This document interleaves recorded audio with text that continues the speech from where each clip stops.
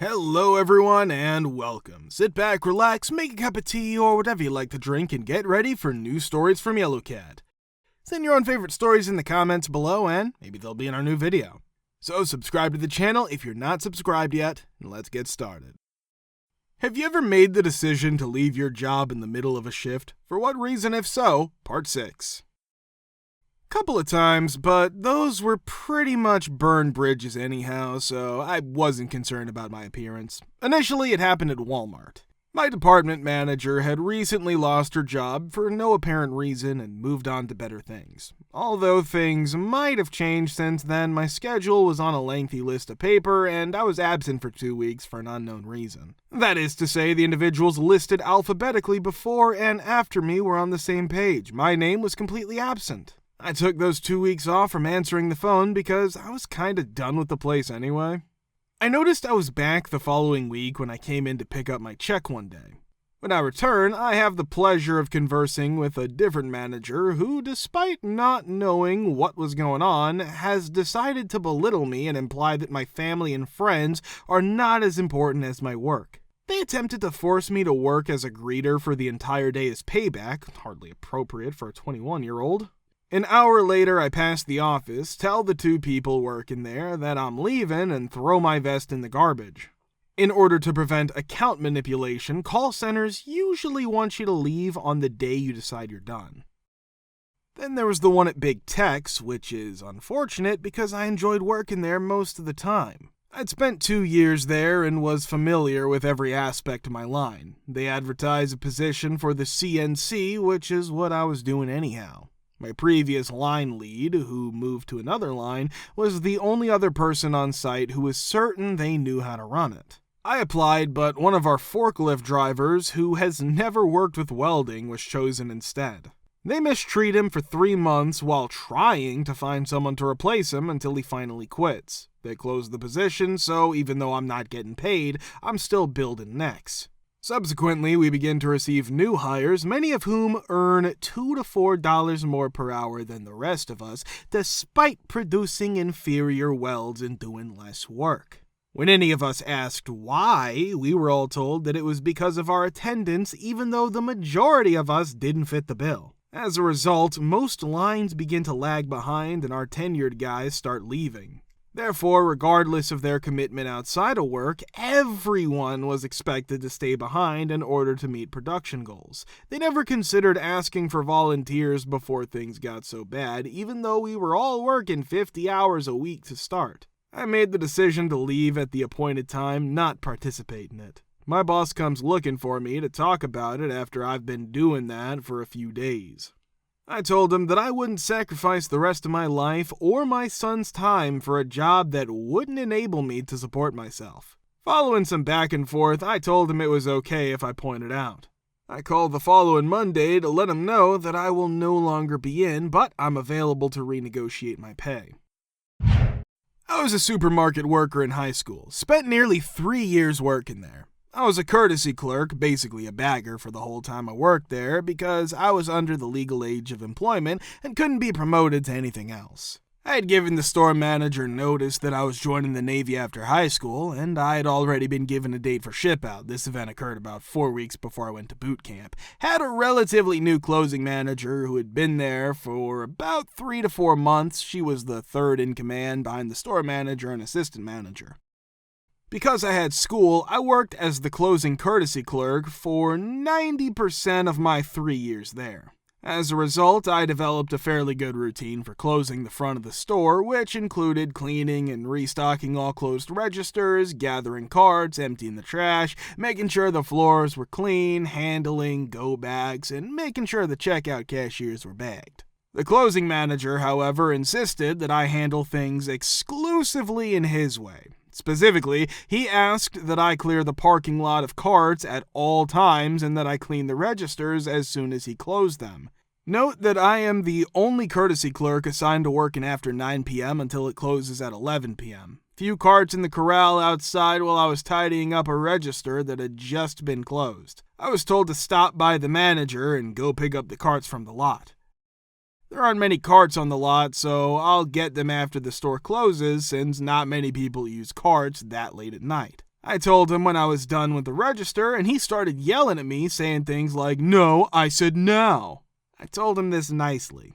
I had been closing the store for almost 3 years. There's typically little turnover of the carts and a fairly empty lot at the end of the night because customers typically arrive late for a few hand-carried items. When the manager finally told me, "You can get the H out of here if you don't like the way I direct the closing of the store," I said okay, knowing that I didn't need to work because I'd be joining the Navy in a few short weeks anyhow. I removed my smock, went to the clock, and clocked out before heading out. When I returned the next morning, I spoke with the store assistant manager and explained the circumstances. He was understanding and informed me that he would put my name on the waiting list for a job. That evening, I apologized via text to the on-duty cashier for leaving her, and she was understanding. I've used the lesson I learned that day to guide how I manage my departments and employees throughout my professional career. Don't micromanage people, especially those who have been in the field for a longer time than you have. When I was in my mid-20s, I didn't have a bachelor's degree, and I took a strange consulting job for the local Department of Buildings maybe 7 to 8 years ago. Basically, it involved calling people, entering data, and other similar tasks. I had to wear suits and S to work, which was kind of depressing. I was unable to listen to music while working on the data entry, and because I lived in a place with spotty public transportation, I occasionally arrived at work 1 or 2 minutes late. Because of that, my manager would deduct time from my pay. I eventually gave up and applied to schools to study computer science. I've been kinda lying on my timesheet and have given up at this point. One day at work, I opened my personal email to discover that I had been accepted to the school. My manager wants to talk about discretion in my timesheet when I opened my work email. Our meeting was scheduled for around 10 o'clock, so I took my time gathering my belongings over the course of 2 hours to make sure I didn't forget anything. At approximately 9:30, I simply get up, gather my belongings, and leave. I simply nod when I see the CEO on my way to my ride. I told my friend via text that I was quitting and that I would email HR to let them know. Never returned. For the remainder of the day, I received calls from spammers and unpleasant voicemails. My desk apparently filled up years later, and my coffee cup remained there until 2020, which I find absurd. In addition, my friend made an inside joke about my name because they felt it was a sign of quitting, which I found funny. Right now, they're failing miserably, and as a software engineer, I'm content. Although the work culture there really irritated me when I was younger, it helped me get to where I am now, so even though it's not the most thrilling tale, I'm glad it happened. Have the members of your HOA or any of your neighbors ever done anything absolutely outrageous? Part 6. Choosing the worst thing my next-door neighbor's done in the years he spent building a 4-story living tower for himself is difficult because work is done from 7 a.m. to 9 p.m., Monday through Friday, and from 6 p.m. on Saturday.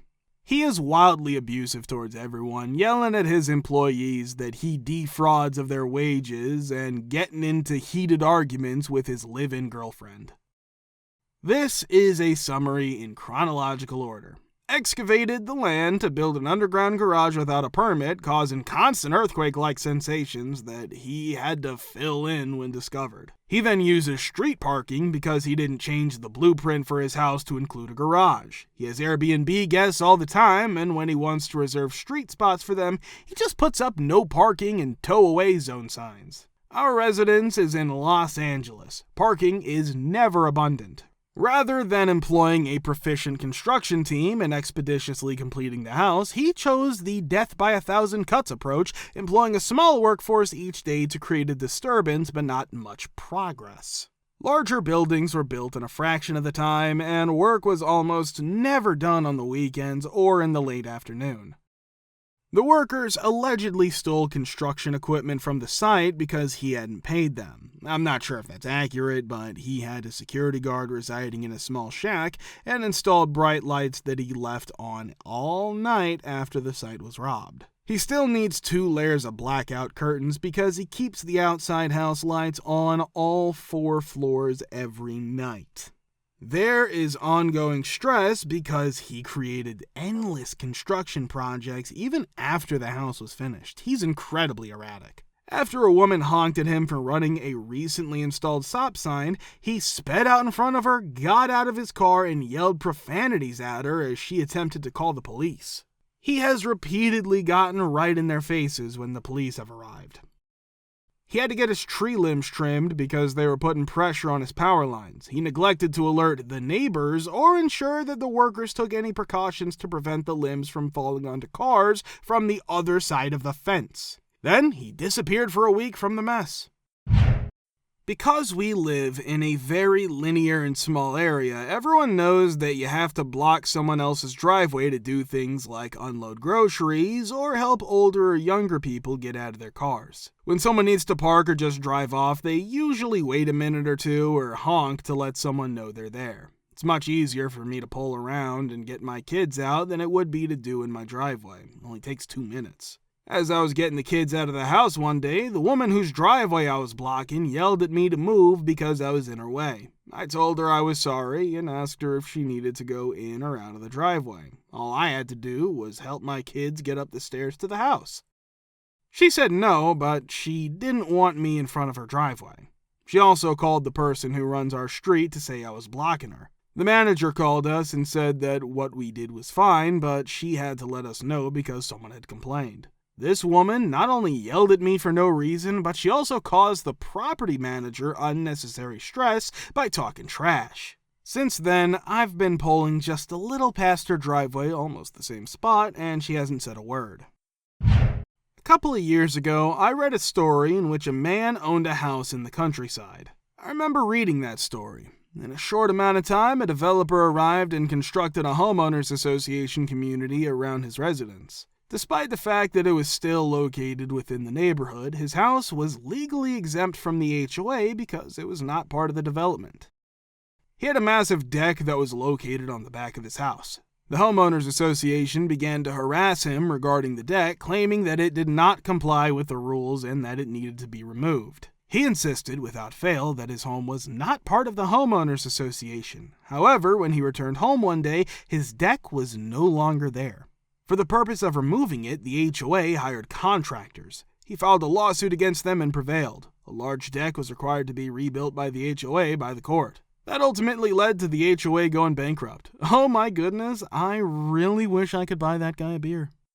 In a condominium community that consists of multiple buildings, I got into a dispute with my HOA because my unit flooded on multiple occasions. When their property manager tried to get their attorney on the line to tell me what was my responsibility in my home, which was not what was written anywhere in the contracts, I simply responded by saying, "But I do know what a one-party consent state is to record conversations, and you and your client have now tried to defraud me of thousands of dollars, which makes this a felony."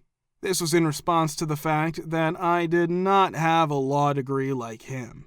"Don't turn me in, I already have strikes against me with the State Bar Association," that attorney said before I could even hang up the phone. "I have strikes against me already." Well, I turned him in, and he was able to lose his license. I also turned in the property manager, who in my state is required to have a real estate license, and they also took away his license due to the fact that he had committed multiple violations.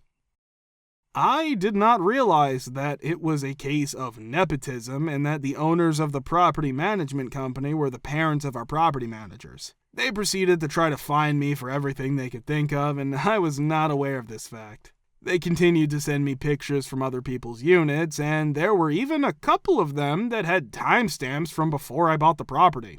As a result, I threatened to take legal action against them, and I installed some hidden cameras outside of my unit. After that, I proceeded to watch them destroy and deface some of my property while their cameras were recording them. When I sued them for the damages, they were a little surprised. My lawsuit also resulted in the removal of their real estate licenses, which meant that they were no longer able to run their business independently. For the sake of their son, they sacrificed everything, and the best part is that the homeowners association and all of the neighbors now know that they should not mess with me at any time, or else they'll put their careers in jeopardy as well. If you want to watch the part 5, click the link here. Thank you for subscribing, the likes, and comments. We're very happy to see you all in the comments too. Thanks for your support.